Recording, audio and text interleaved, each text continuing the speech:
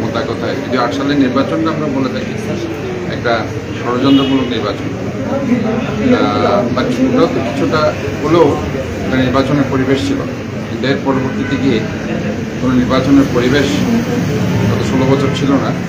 But Bangladesh জাতীয়তাবাদী দল রাজপথে ছিল, তারা গণতান্ত্রিক নির্বাচনের জন্য সংগ্রাম করে গেছে এবং সেই প্রেক্ষিতে 18 সালে তারা আমরা একটা নির্বাচন অংশগ্রহণ করেছিলাম, কিন্তু সেখানেও দিনের পর রাতে হয়েছে।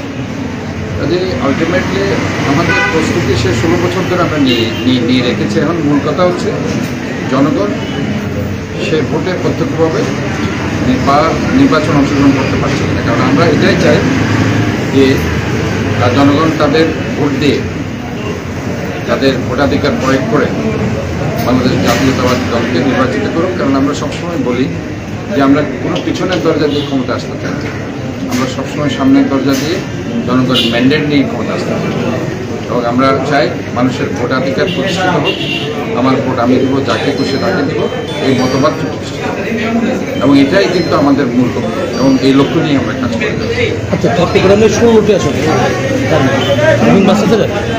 আচ্ছা চট্টগ্রামের 16টি আসন, 16টি আসনে তো আপনাদের প্রার্থী থাকবে বিএনপি, তো কেমন আশা করছেন বিজয়ের ব্যাপারে?